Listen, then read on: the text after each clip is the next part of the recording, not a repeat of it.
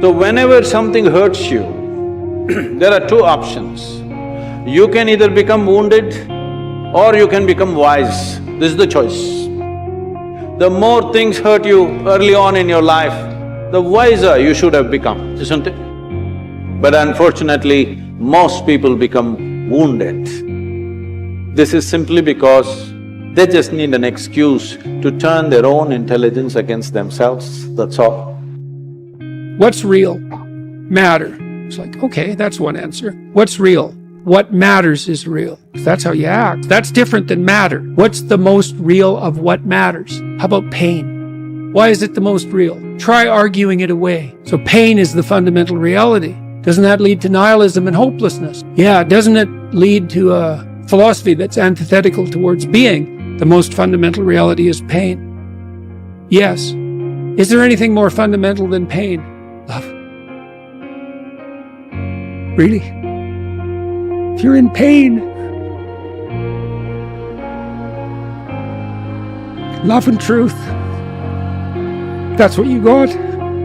And you know, if they're more powerful than pain, maybe they're the most real things. Because if you're a scientist or materialist, think, well, the matter is the most real. It's like, well, you don't know what the matter is. When push comes to shove, and it will, you'll find out what's most real. It's hard, but it's worth fighting. It's worth believing. It's worth mustering yourself up, standing up inside yourself. It's worth fighting relentlessly, never giving up. I love the sun, but things don't grow because of the sun. You have to have some rain. And you've got to stop looking at rain in your life as something bad. My greatest moments didn't come from my greatest moments. My greatest moments came from my greatest defeats. Because it was during my defeat that I had to find a way to get back up. Come on, you need to remember, this is not the first time you cried. This is not the first time you were short of breath. This is not the first time you didn't see a way clear. This is not the first time you were hurt. This is not the first time your heart was broken. This is not the first time you didn't have enough money. This is not the first diagnosis that came up from behind. Are you gonna let this horrible situation dictate the way you feel and the way you handle it? Are you gonna fall over, fall down, fall apart?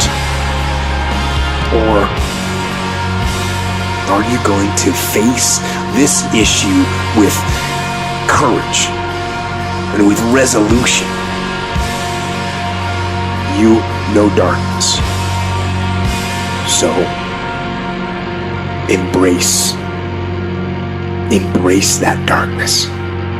Don't look away from it. Own it. Step up to the challenge, no matter what you face. Start walking. Take that step. Every day, no matter what you are facing, get up and start walking. And never surrender. If you do not understand the nature of what this is, how will you put this to use? It is consuming you, your own intelligence is consuming you. You can call it stress, anxiety, pain, suffering, whatever. Essentially, your intelligence is turned against you, that's all the reality is. If your intelligence was working for you, taking instructions from you, you would keep yourself blissed out, wouldn't you? Your intelligence is turned against you. Why has your intelligence turned against you? That's what you need to look at, not about carrying these stupid things that have happened which should not have happened as badges in our life.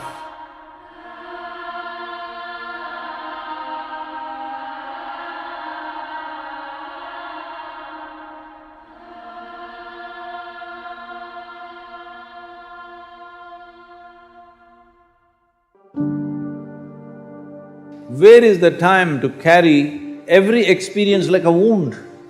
No. This must become your wisdom.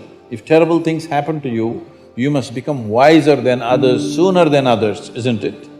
Your whole life is happening between these three dimensions: memory, present experience and imagination. We call them trikala, three dimensions of time. All your experience of life is happening here. But if you lose distinction between what is past, what is present, what is future, then everything hurts. For not everybody, terrible things have happened. Unfortunately, for a few people, they have happened. But the rest of the people are simply suffering something, isn't it? Because it's fashionable to suffer.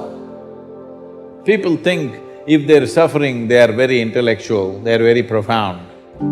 No, it's just stupid because you're suffering something that doesn't exist. So this madness has been encouraged simply because we never train people how to use their faculties. Do you agree with me that this human machine that you carry and I carry, this is the most sophisticated machine on the planet?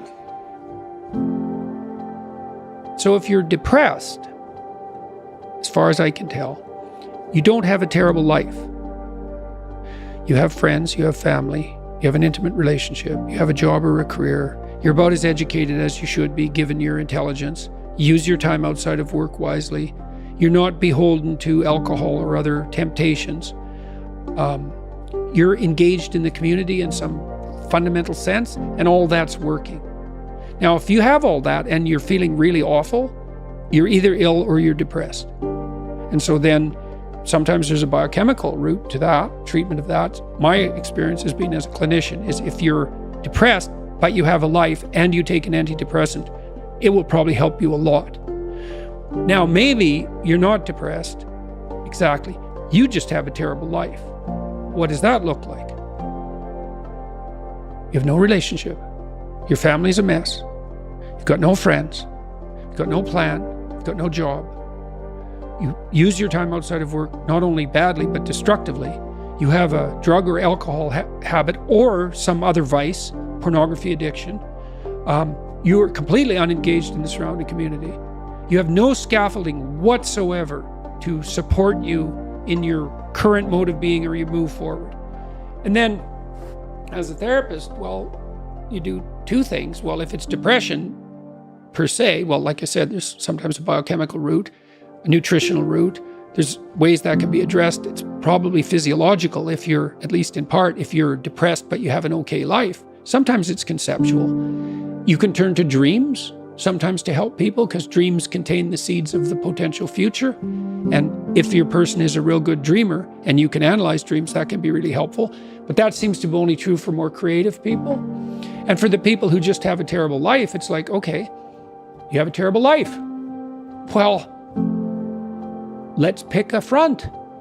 How about you need a friend, like one sort of friend. Do you know how to shake hands and introduce yourself? I'll have the person show me. So let's do it for a sec. So it's like this. Hi, I'm Jordan. And people don't know how to do that. And then they can't even get the ball rolling. Can you sit up once today? No.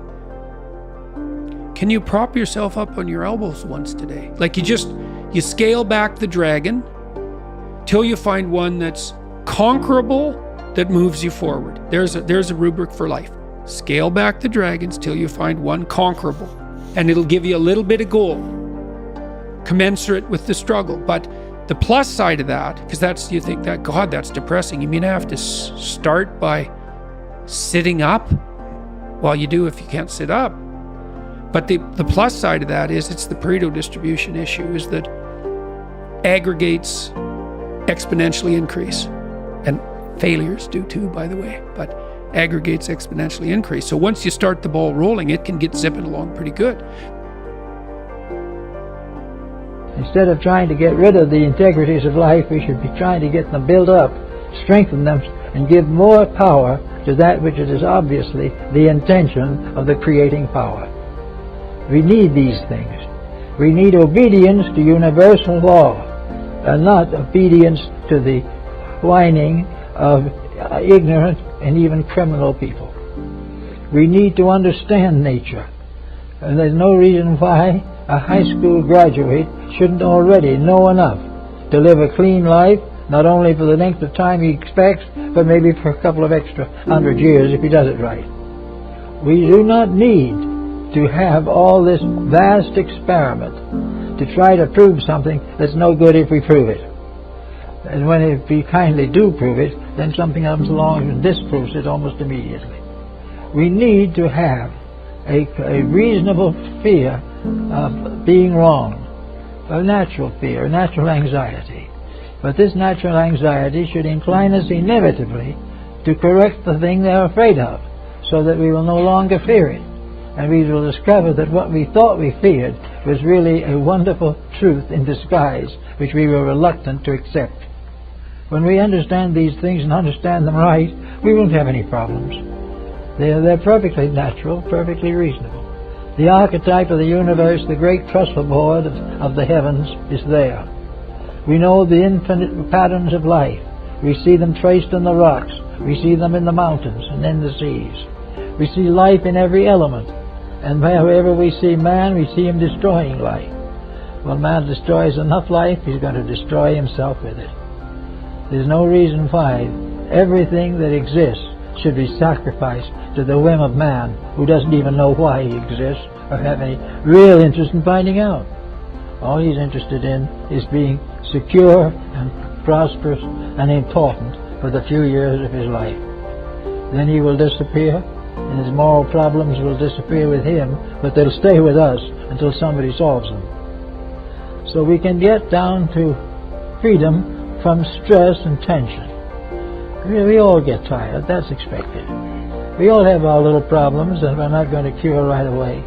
But if we can get a basic set of values, knowing that if we keep the rules, they'll keep us. If we break the rules, they'll break us. And begin by recognizing what constitutes the foundations of a good life. The acceptance of responsibility.